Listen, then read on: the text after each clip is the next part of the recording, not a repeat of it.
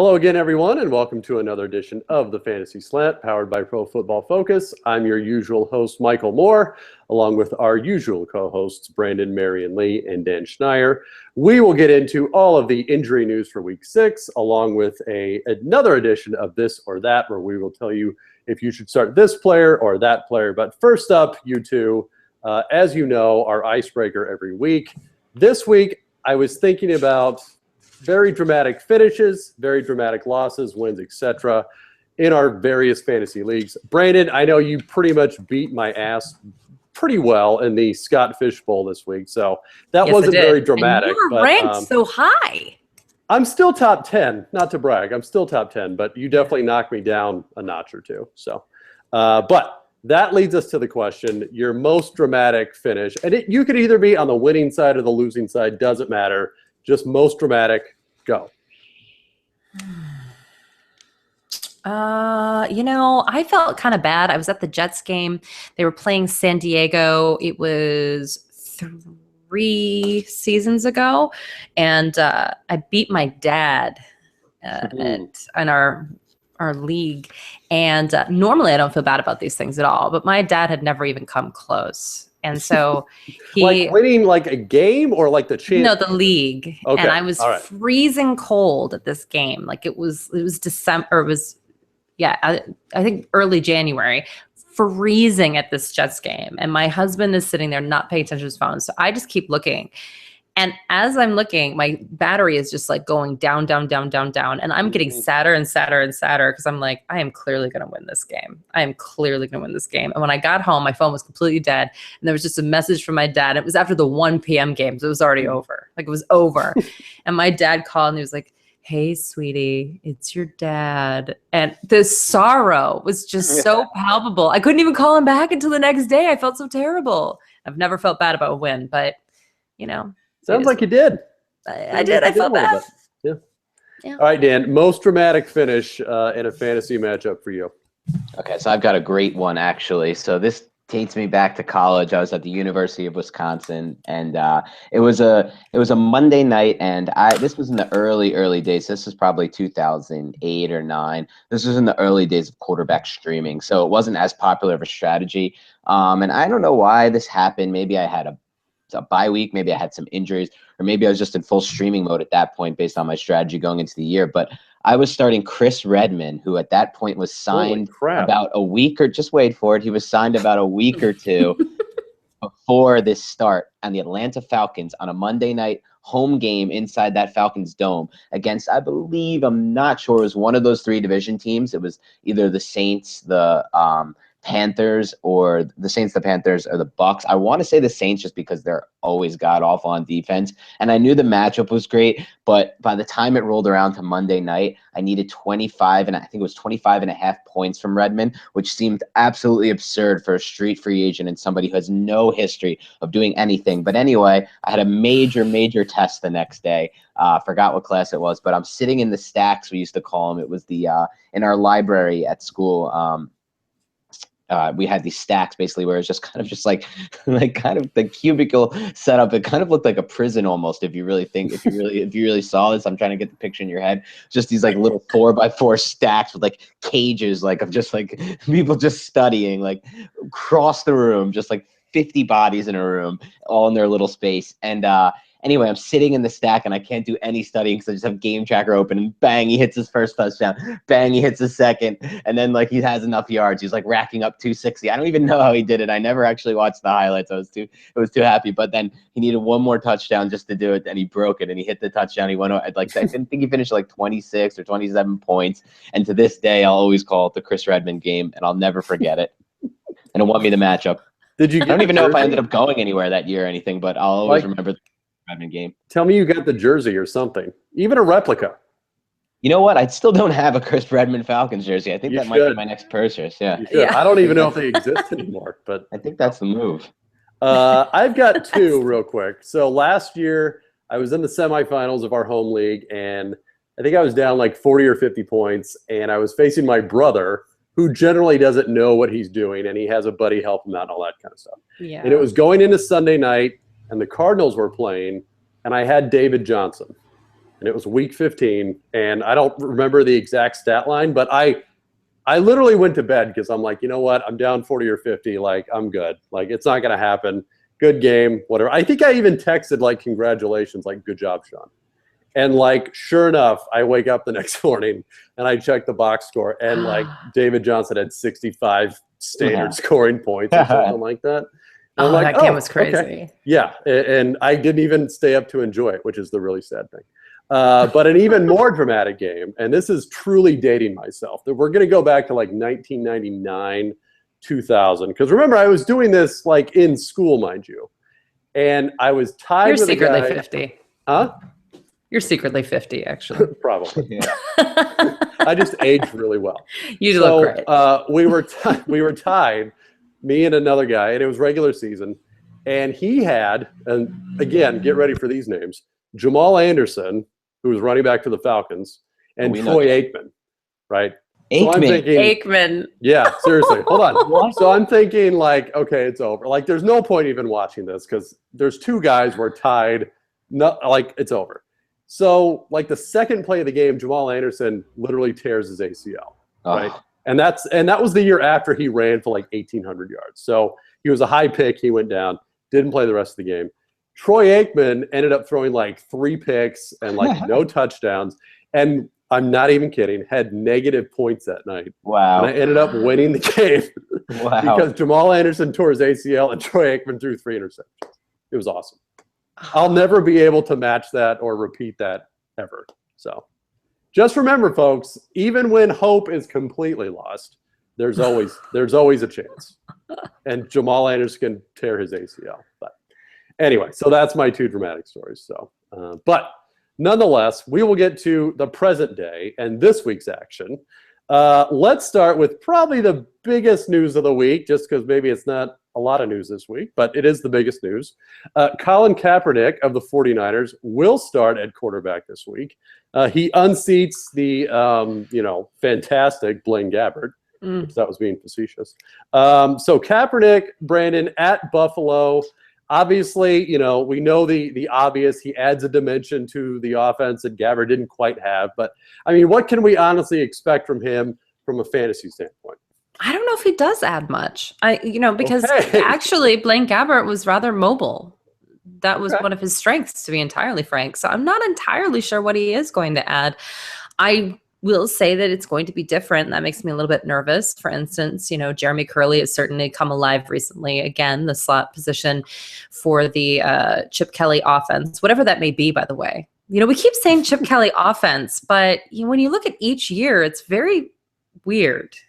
It's weird, worse, and it gets worse throughout the year. It's a very inconsistent place to be. I will say though that Jeremy Curley is playing in the slot 90% of the time. The only people playing in the slot more are Sterling Shepard, Tyler Boyd, and Cole Beasley on a snap per snap basis. So that role is going to continue. And as far as we know, that's the only role that's actually been solidified in any sort of Chip Kelly offense on a consistent basis. So I would like to believe that will remain the same. But certainly we haven't seen, I'd love to give you some sort of like statistical evidence as to how I believe that Colin Kaepernick is going to play. But I personally believe it's been such an extended period of time that any sort of stats from back in the day, although I'm sure that Dan and Mike will give you some great ones, aren't really relevant anymore. I don't know who he is anymore as a player. I don't know what he can do. And I don't feel comfortable leaning on those old numbers. It was a completely different coaching staff. It was a completely different era of life for him. I don't know. I'm not entirely sure what to say about it other than hopefully Jeremy Curley remains. But even so, this week I'm a little nervous about Jeremy Curley. I don't know what this offense is going to look like. So, yeah, Dan, maybe not so much about Kaepernick himself, but the guys around him. I mean, you got Carlos Hyde, who has quietly turned in a pretty good fantasy season and a lot of garbage time. And then, you've got Torrey Smith off to another slow start. And as Brandon mentioned, you got Curley. So what kind of discernible difference can we expect from the other players on the 49ers? Yeah, and I mean, I actually went back and watched Colin Kaepernick's preseason snaps this year with Kelly because I kind of wanted to get a better idea of what to expect this week. And I think that obviously you shouldn't take everything away from the preseason, but I just kind of wanted to see if there was anything that changed now that he has a new scheme. But it was the same old quarterback I've seen the past 2 seasons. He's very willing, quick to bail in the pocket. He's not accurate. And like Brandon was saying, how much different is he really than Blaine Gabbert? He's kind of like a more jacked up version of Blaine Gabbert, even though now he's a vegan. So I don't even know if he still has the strength. We'll have to find that out. But we all saw what that happened to Arian Foster's, how that affected Arian Foster's career. But good point. Said that, the vegetarian angle, Dan, I forgot about that. Yeah, I mean, come on, you need the protein, but it's not even vegetarian. Remember, vegan. It's different. Oh, it's even worse. It's more extreme. Yep. No eggs, no milk, whatever. So anyway, so I look back and he's kind of similar, like Brandon just mentioned. He brings the same thing as Blaine Gabbert. He can run. He's mobile. He's got a big arm, and Gabbert had a lot of zip on his passes. Gabbert could throw the football, but just like Kaepernick, he's not accurate. And Brandon mentioned that the slot position was probably the most solid role in Chip Kelly's tenure, but he also had a couple great X receivers in Jeremy Maclin and Deshaun Jackson. A lot of people this week have been asking me, can Torrey Smith be that guy? Can Torrey Smith kind of be everything that we kind of built him up to be? And not everybody here, but I was a big fan of him in the preseason. I thought he would kind of play that role. But you know what? The more I think about it, the more I just think Colin Kaepernick's going to hold him back. We're talking about somebody who hasn't posted a positive grade overall as a passer since 2013. Without Jim Harbaugh, he's looked very lost as a quarterback. And I just don't know if his head's completely in the game. That's my personal opinion on it. I don't think he has the drive that you need to succeed at the quarterback position. And I know that sounds like narrative street, but to me, it's the one position where it matters the most. So I'm not buying anything here. And he's got a tough first test because this Buffalo Bills defense has somehow figured out a way to really play much, much, much better this season under Rex Ryan. They've really turned things around. They're top 10 in both our pass rush overall and our pass coverage grades overall. So this is not a good start for him. 2013, the year of the Harlem Shake. There you go. that is super. I'm glad that was the only year of the Harlem Shake. Yeah, and thrift shop and blurred lines. Let's get awkward over here. Are you just doing this on purpose to make us feel worse about ourselves? It's been that long since he's been relevant, is what I'm saying. Touche. Okay, point made. Fair. And as a 49er fan, I can tell you the Harbaugh days seem like very, very long ago. So, which is just too bad. But all right, let's move on. Yeah, let's move on. We've got some injuries that players are dealing with this week. Let's first get to Eddie Lacy. Bit of an ankle injury, kept him out for the second half of last week's game. Did get some practice time in today, which, initially people thought, oh, great, James Starks can have the every down role, but now he's not practicing today. So now it looks like Eddie Lacy might actually have a better chance to play this week than James Starks. So, Brandon, even if Lacy can go, what can we expect? They are playing against Dallas, who, has a fairly decent run defense this year. Yeah, and unfortunately, if you watch the actual games, it's been a very difficult time for James Starks to get anything going when he has had any sort of time. He's only averaging 1.8 yards per carry. 24 carries, only 42 yards. Now, here's the deal. Eddie Lacy has 54 carries, but at least he's had 295 yards. Oh, yeah. There's a huge difference there. So as a fantasy player, I'm hoping that Eddie Lacy can play. And I would not go out and grab James Starks and just plug and play and think that he'll be productive. There's something is lacking in his game this year. His points per opportunity is way down. Just he hasn't had a lot of opportunities, so I don't want to go too off the rails here. But certainly, I don't think this is a solid plug and play. This isn't a Jaquiz Rogers situation. No, just kidding. But I will say that we all saw that one coming, didn't we? Right. Well, you know what? I had to plug him in a couple places. It was like, I felt like I was a genius, and actually, it was just lucky. But hey, I'll take it. If anyone's grading out there, then you graded out pretty well. So. Absolutely. If anyone's paying attention to what I'm doing. So I will say, though, they have enough weapons in Green Bay that I don't think they're going to lean on James Starks if he's the guy. And now that he's hurt, to me, it's just game over. I'm not even considering it.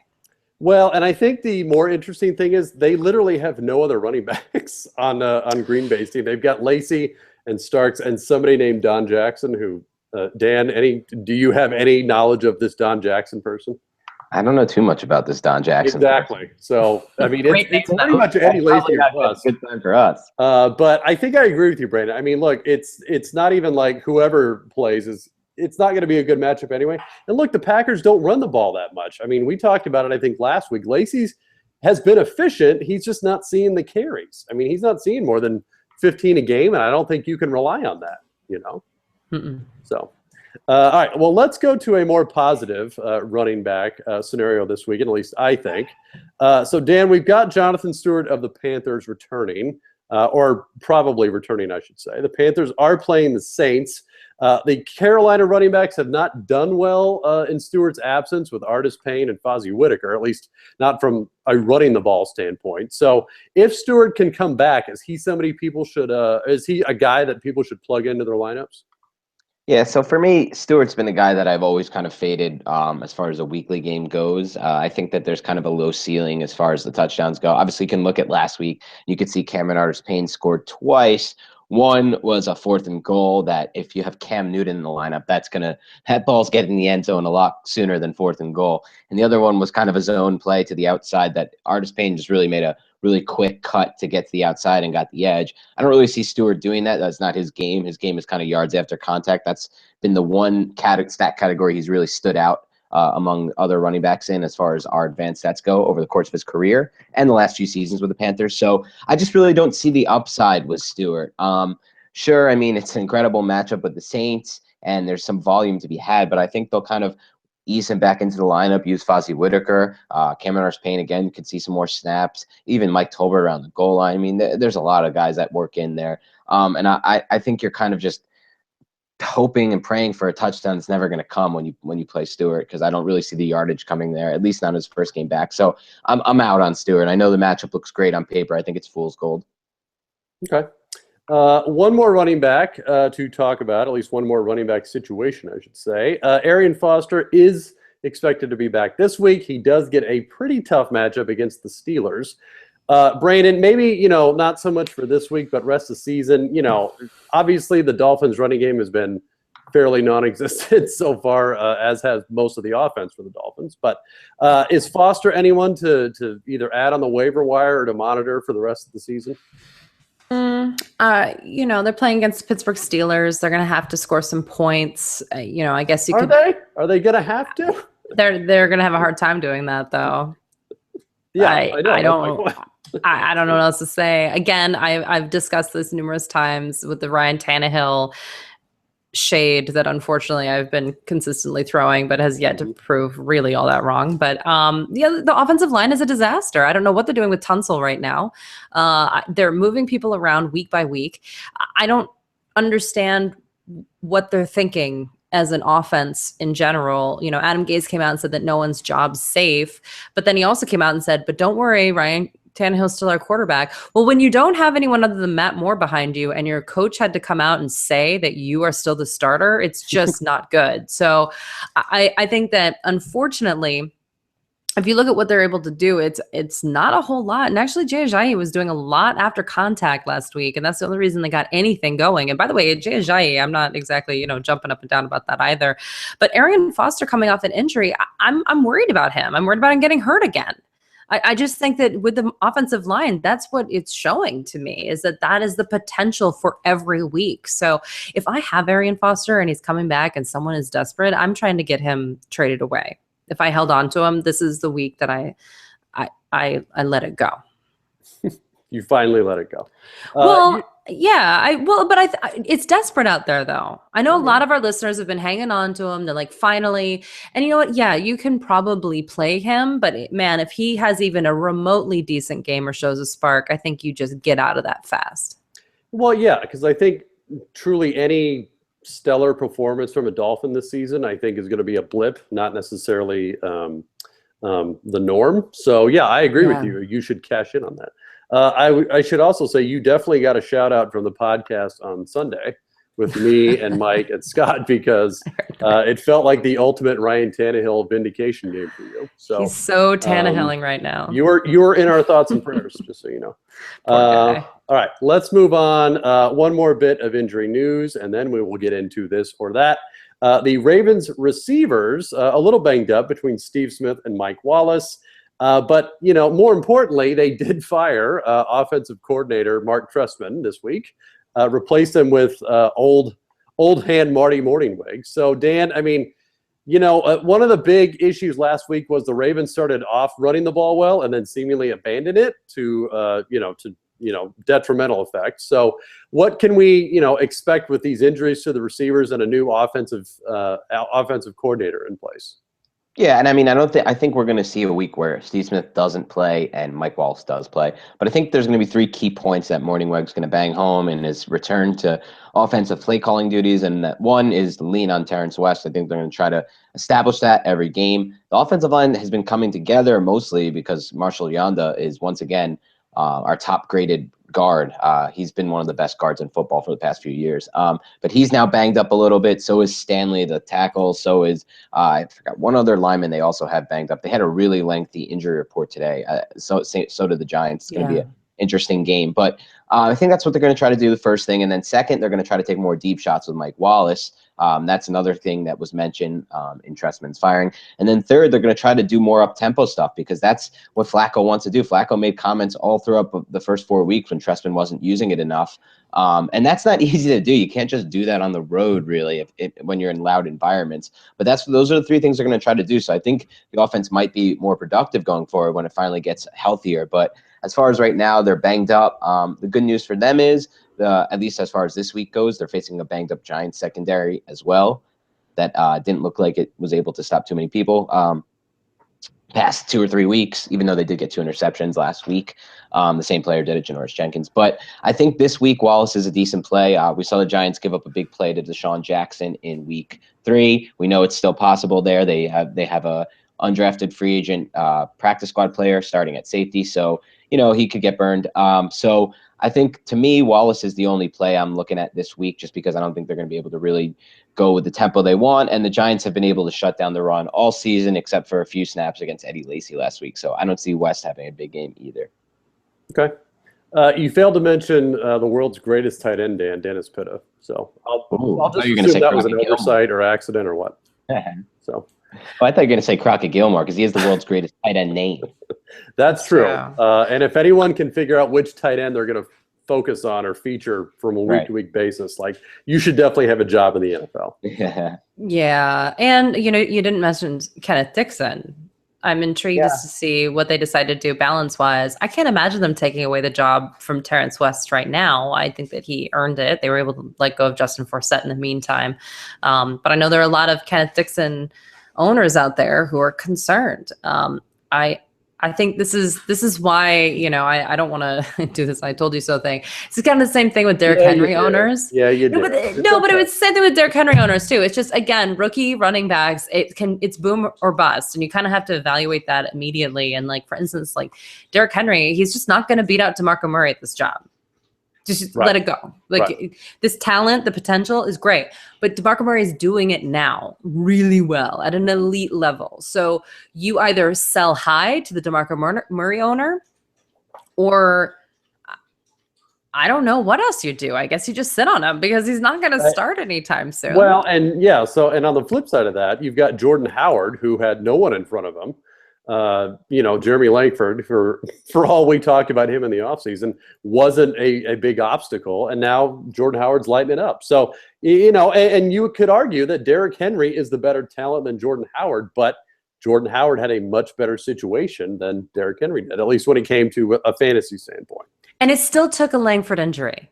Sure. We forget that it still took an injury. It's not like he won the job. Someone got injured and then he won the job after the fact. So because oftentimes coaches are worried because rookie running backs, pass protection and ball security are frequently issues with rookie running backs. So if you have a veteran in front of them who's not doing those things, then they usually stick with their guys. So I just thought that maybe I'd bring that up since we were talking about Terrence West. So I think that, in my opinion, they're going to stick with him unless he totally jacks up.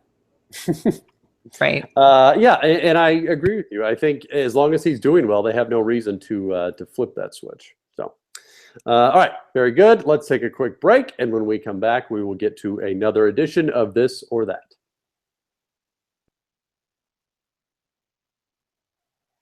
All right, welcome back, everyone.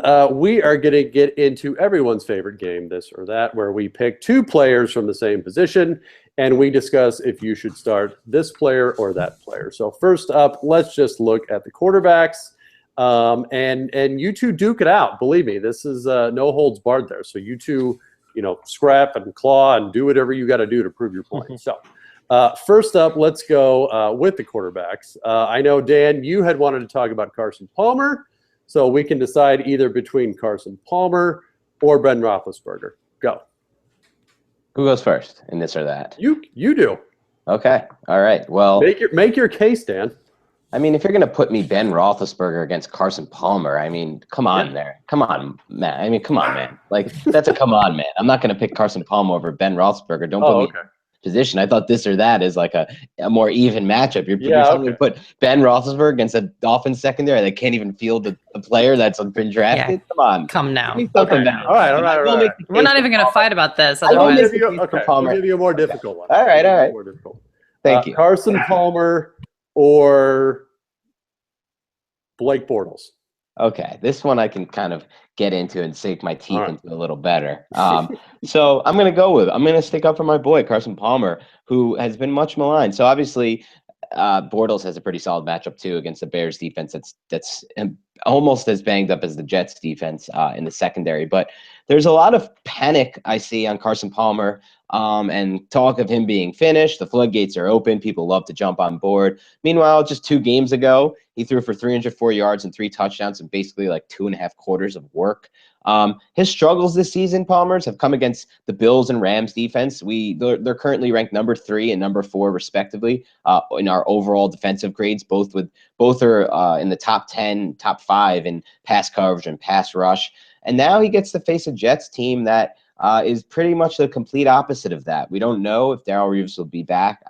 With the way Revis has played, it shouldn't matter too much. He hasn't played well this season, and that's not a knock on Revis. I'm a big fan of his career, but I'm just going by the numbers here. The big issue for the Jets, we can expect some issues with their secondary this year. They were very top heavy going into the year. They didn't have much depth, and they've graded out as our 31st best, so our second worst pass coverage team overall. But the issue is the Jets were generating a pass rush last year under Todd Bowles in his first year, and that's just completely gone away.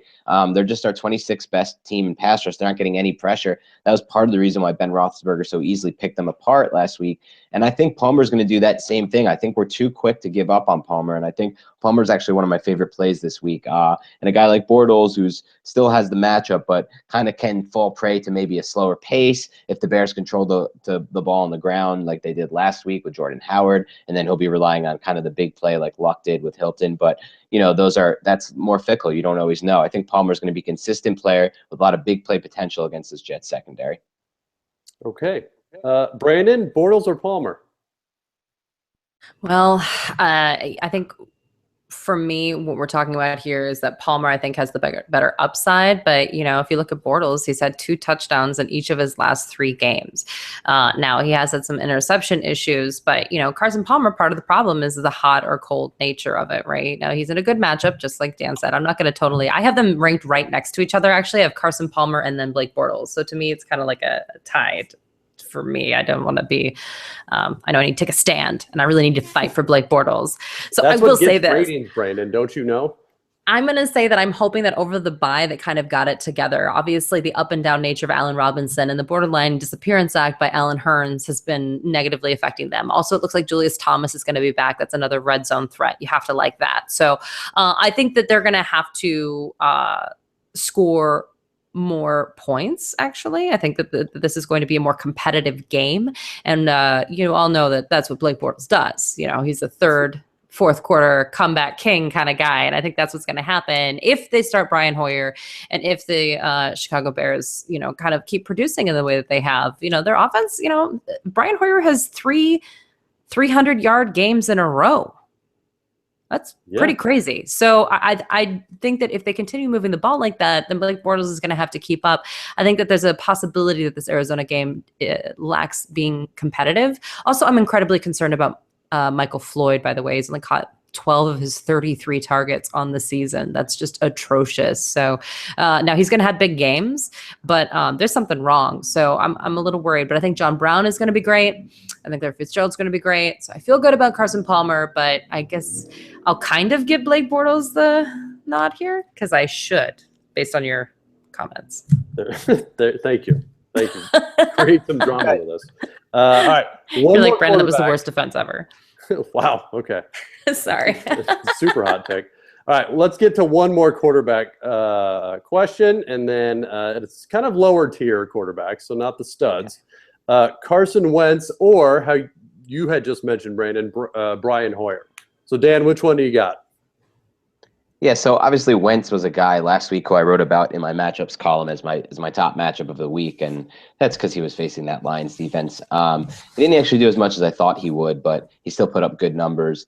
But this week I'm going to go with Brian Hoyer over Wentz because I think if there's one thing that the Redskins have done well, it's play pass defense, and they're not even that great in it, but they have our 12th best pass coverage ranking on the season, and a lot of that is because of Josh Norman, who I think has been playing a lot better than people give him credit for. And I don't think people are really looking at it in depth when they say he's having a bad year, because he's actually having an amazing year. He's top 10 in our cornerback pass coverage grade, so I think he'll kind of help stymie that Eagles passing game. And in division games, I think you can stay away a little bit more because they kind of have a different feel to them and a more grimy, grudgy type feel where you're going to get kind of a more physical game. I don't think that plays as well for the passing game. As far as Brian Hoyer goes, I think Brandon kind of puts it perfectly. Like, what this guy's thrown for 300 yards the past 3 games.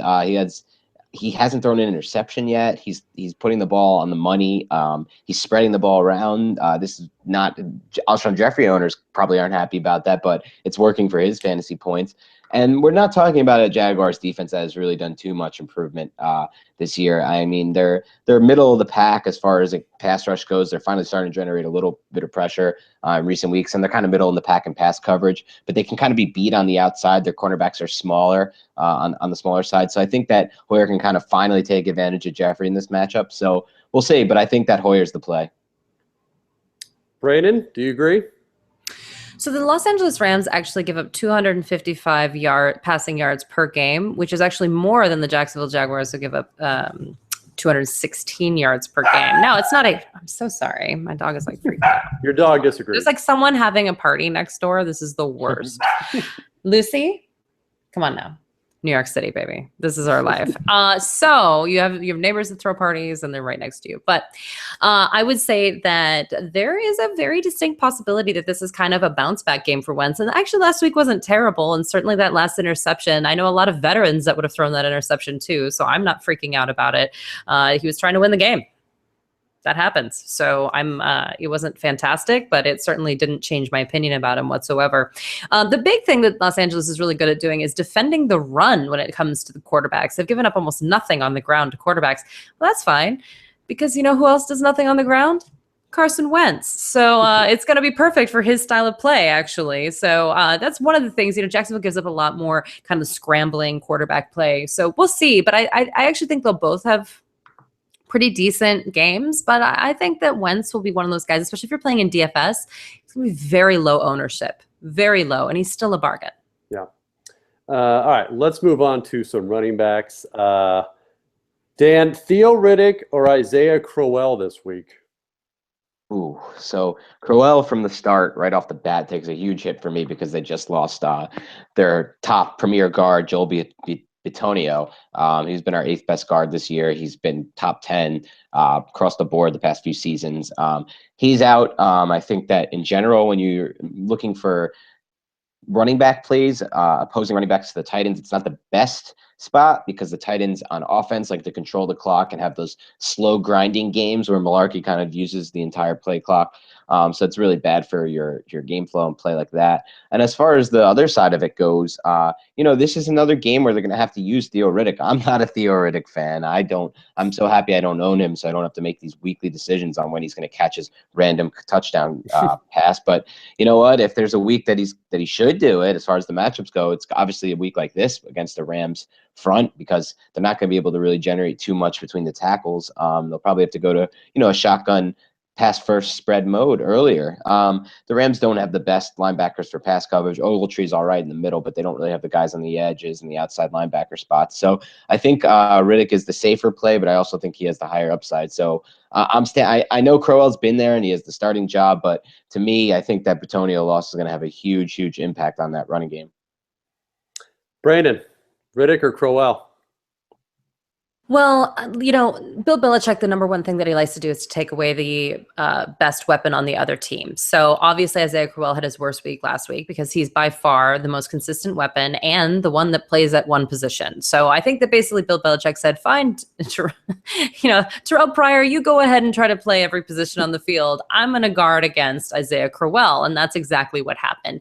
It was also his second lowest amount of actually was equal to his lowest amount of touches on the season. The only other time was at Philadelphia in week 1. And as we know, up until last week, at least, Philadelphia has a pretty decent defense. So I'm not freaking out about Isaiah Crowell. He's had at least 79 yards and or a touchdown in his other 4 outings. I think that if listen, there's also rumors that maybe Josh McCown's going to be back, which to me sounds crazy. But if McCown's back, they're going to have to respect the pass a little bit, right? I think there's a possibility that they could be a little sneaky this week. So again, guessing when Theodore Riddick's going to blow up or not, it's a little tiring for me. And sometimes I just like the guy that I know that's going to get the touches, and that's Isaiah Crowell. Okay. One more running back battle for this round. Dan, let's start with you. Melvin Gordon or Ryan Matthews this week? That's an interesting one because I think that, Melvin Gordon's been an extremely consistent play. He's somebody I actually wrote about in my trade column as somebody who I would look to sell high on because I think that he hasn't really shown the same kind of burst and the same kind of tackle breaking ability that forced tackle. I'm sorry, I shouldn't say tackle breaking. I should say the ability to force missed tackles like he did in his rookie season. I don't know if that's still because of the lingering effects of his he had a knee surgery this offseason. I'm blanking on the name for it. It was the same kind that it was the microfracture variety, right? So in my opinion, the scariest of all the knee surgeries, the microfracture, because the players don't always get back that same burst. And I haven't seen it yet from Melvin Gordon. I really haven't. I kind of saw it a little bit on that one run he had to the goal line last week that he then got his touchdown vultured by Hunter Henry on. But to me, against a team like the Broncos, you're really, really banking on those short touchdowns, and it seems like a unlikelihood. And now you got on the other side, of the flip side of things, you have Ryan Matthews, who I know he had his fumble and he had his mistakes in the last game, but he looked really good and really healthy. And he's facing this Redskins run defense that has ranked 25th best this season. Really, every team has run on them. We just talked about Terrence West chewing them up in the first half last week before the Ravens abandoned the run. So to me, it's just a matter of matchups. Why play a guy who's been a little bit sure of a bet, but also touchdown dependent in Gordon versus a guy who's been touchdown dependent and a less sure of a bet in a matchup where it's one bad run defense versus one amazing run defense. I'll take the bad run defense every time. So I'm going with Matthews in this one. Brandon, what say you? Can I agree? Yeah. Is that against the rules? No. Not really. Okay. What I will say is I do believe that the Denver defense kind of got a bad rap for last week. You could just tell that the whole team wasn't really in it behind Paxton Lynch. I think that they all kind of felt a little deflated. Just everything was a little bit off. So yes, Atlanta could run on them, but it was a weird week. And Trevor Simeon's back. They're really excited about this divisional matchup. It's in prime time. I'm not worried about that. So I think that Denver defense is still a legitimate elite option. And I do want to say that out loud. And yeah, you know what? I think Ryan Matthews is a good play as well, because just like Dan said, this is a bad defense and Ryan Matthews looked good. I hope you listened, because I know that we've talked about this on the show where I was like, hold on to Ryan Matthews, hold on. Cause everyone was like, it's going to be this committee. Wendell Smallwood is the guy now. It's like the DeAndre Washington talk, which I'm still apologizing to people for. So but I will say, we can always talk about touchdown dependent like it's a negative thing. And one of the people I always bring up is Jesse James. Okay. Yeah, he's touchdown dependent. But if they're always scoring touchdowns, at some point, you just have to accept that they're a red zone target. And that is something that is worth value, especially in your standard scoring leagues. If I'm playing standard, I'm going with Melvin Gordon. I think that he just has a better chance of getting in the end zone than Ryan Matthews, because I think they're going to try to use Darren Sproles more. I think they're going to try to get a little more creative with their offense. Every week, they're going to try to expand that playbook with their rookie quarterback. And they're doing the same thing in Denver. But Phillip Rivers, he doesn't need expanding. He just wants people to respect the run so that he can throw the ball. And so, yeah, I think if I'm in standard settings, I think that, again, Melvin Gordon, I mean, you just cannot argue with 7 touchdowns on the season. That's insane. Yeah. Well, and to your point with touchdown dependent, it's the Tyler Eifert theory. Meaning, hey, they may not get a lot of catches or yards, but by God, they're scoring a lot of touchdowns. And look at Cincinnati right now. They don't have him there. So it was a role that they specifically had for him. It wasn't just random. It was a role. And I think that you have to know the difference. But to me, the role for Melvin Gordon is touchdowns, which is crazy because he didn't score his whole, rookie season. So it's like the complete opposite of what happened last year. But I think it's a differentiation that I think is worth making. He's making up for lost time. That's what's happening. Yeah, I guess. And whoever would have thought that we'd be uttering the words that Denver was like welcoming back Trevor Siemian, and it was, thank God, he's their hero this year. Who would have thought? But who would have thought? All right, let's move on to receivers. Dan, Jeremy Maclin or Jarvis Landry this week? So I actually love Maclin in this matchup. He's probably one of my favorite plays in general this week because he's been seeing a lot more time in the slot this season, over 50% of his routes. That means he'll get to go with a PFF Whipping Boy favorite of mine, a guy I wrote a lot of matchup articles about last year in my matchup machine, and somebody who has kind of not improved at all. He's just not there. A former top 15 pick, I think it was, maybe 10 overall, DJ Hayden, their slot cornerback for the Raiders, and he's so burnable. And it's consistently happening. It happened in 2015. It's happening this year. Macklin's going to eat in that matchup. He really is. And this Raiders offense has been putting so much pressure on opposing teams that I think that they are in more of a pass-heavy game script. So everything to me adds up to a big week for Maclin. Brandon, do you agree? You can agree. It's okay. I mean, we're all friends here. Everyone that he has picked, I have ranked above the other people, but I am okay making arguments for other people. They're going to have to throw the ball against Pittsburgh. And so far, the only consistent target that they have is Jarvis Landry. He has had 7 or more targets in 4 of his 5 outings. Now, last week was a disaster. There were only 3 targets. And then he did a weird rush thing. It's Miami, and that's why he's lower on my rankings. So to be entirely frank, I'm one of the highest on Maclin, and I'm one of the lowest on Landry. But if you are in a PPR league, I do think he's going to get double-digit targets this week. They have to at least put up a fight against Pittsburgh. And the way that Pittsburgh's offense has been ticking, other than the 1 week against Philadelphia where they disintegrated into nothingness, basically they've been just firing on all cylinders. You got to keep up with him. And the only way you can do that is to feed the ball to Jarvis Landry. Now, the problem is he's always in the slot. It's always these short little dump offs, and he's going to have to create everything after the catch. And that makes me a little bit nervous. But c'est la vie, I guess, yes, fine. PPR, that's my very weak argument. That's okay. Look, I know it was tough to support a Dolphin on offense. I get it. So. You guys are so mean. All right. One more receiver battle, if you will. Terrell Pryor or Sammy Coates. Brandon, you can go first this time. Well, it all depends on Sammy Coates' health. That's the number one thing. We're not quite sure what's all going on there. I think that let me just check my rankings because I want to be entirely honest here. Yeah. So I have Terrell Pryor ranked higher, but I'm going to tell you why. I'm living in a fantasy land where Josh McCown's playing football. So if he is not playing football, I will take him down. But I decided that I would base all of my rankings this week, including of Isaiah Crowell, of Gary Barnidge, and of Terrell Pryor. They are much higher in my rankings today. And this is exactly why sometimes you listen to these shows and what have you, but keep your ear to the news. If Josh McCown's not playing, I am going to take him down. But Sammy Coates made a lot of mistakes. It's a lot of big plays. To me, he's more of a GPP play than someone that I feel really great starting in my, season-long fantasy leagues. So, yeah, I mean, I started him everywhere last week, everywhere. But I think that there's a possibility that this is a Le'Veon Bell game and an Antonio Brown game, and then they just don't care. It's just going to be ugly. So depending on what happens with the injury, I think that Terrell Pryor has earned his spot as the number 1 wide receiver on that team. He has done so much for that team. He works so hard. I'm into it. He's the number one receiver and the fourth quarterback. So, and he's doing it well. So, Dan, do you agree?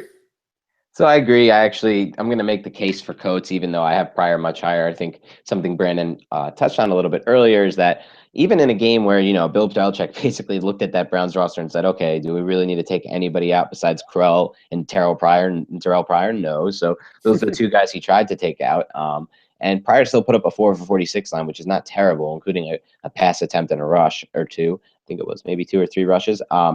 And so now he doesn't have to deal with that. But this Titans defense is sneakily a little better than people expected them to be. So I'll take Coates in the really good matchup against this Dolphins secondary that's extremely beat up.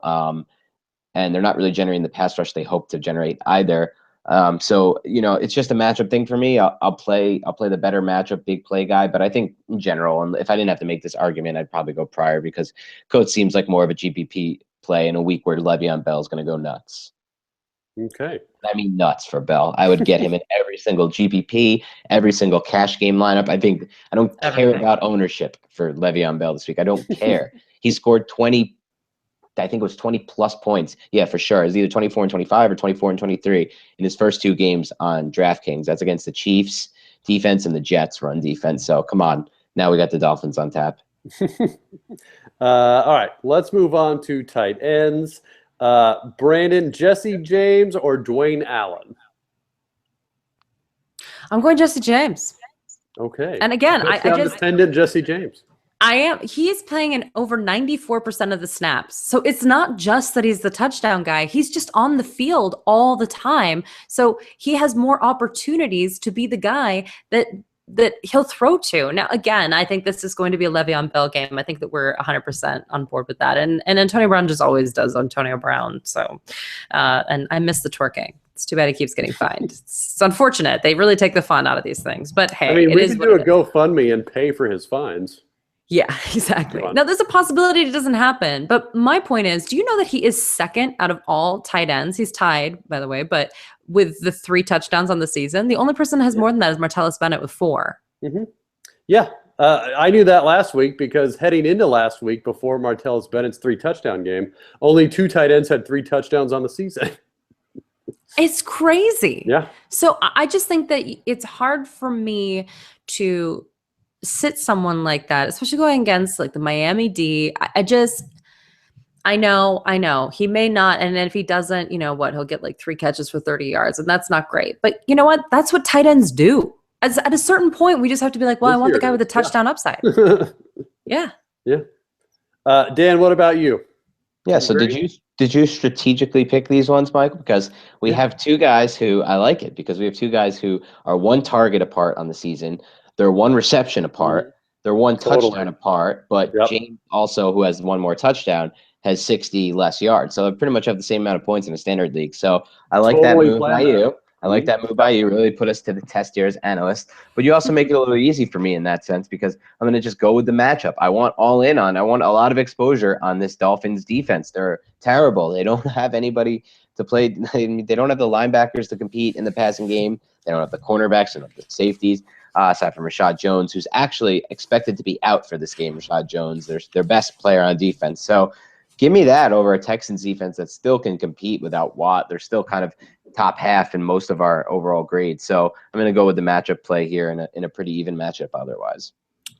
Okay. Well, and then let's finish the episode with something a little different with this or that on team defenses, because there are plenty of leagues that still do that. So for this week, let's choose between, I don't know, the Ravens and the Chiefs. So Brandon, you're up first. Hold on. The Ravens are at the Giants. Yeah. The Chiefs are at the Raiders. Yeah, I'm going to go with the Ravens. And I had, you know what, it threw me. I was like, is that close?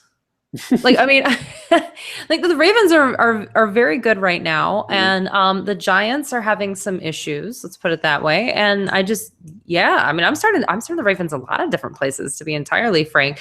I had to rethink about what was going on with Kansas City, but I don't want anyone going up against Oakland right now. They score a lot of points. The turnovers aren't really happening with Oakland, and I just don't see where they're going to get a lot of fantasy points.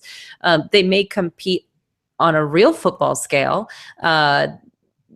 Maybe some sacks, I guess. But to me, these are all things that I think about when I think about the Giants. Dan, you're our resident Giants expert.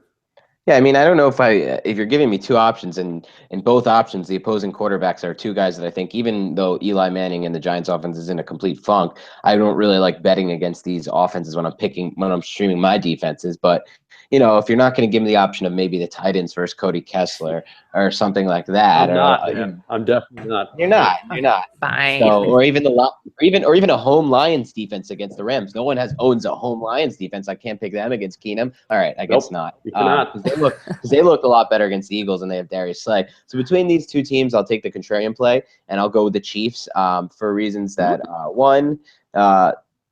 The Chiefs are coming off a bye week. I think that always helps to have the extra days of rest. And the Chiefs, have been a little bit better on defense than given credit for. Obviously, they're a much better team at home. They have our 19th best run defense this year. They're not generating the same kind of pressure they did last year. They're only 28th, and that's usually what leads to those turnovers and fumble recoveries, things like that, interceptions. But 14 days rest, divisional game. They've seen Carr before. They know how to beat Carr. I'm going to take the divisional opponent on 14 days rest. Okay. Well, good. That will do it for this or that, and that will do it for this episode. I'm Michael Moore for Brandon, Marion Lee, and Dan Schneier. We'll see you next time on the Fantasy Slant.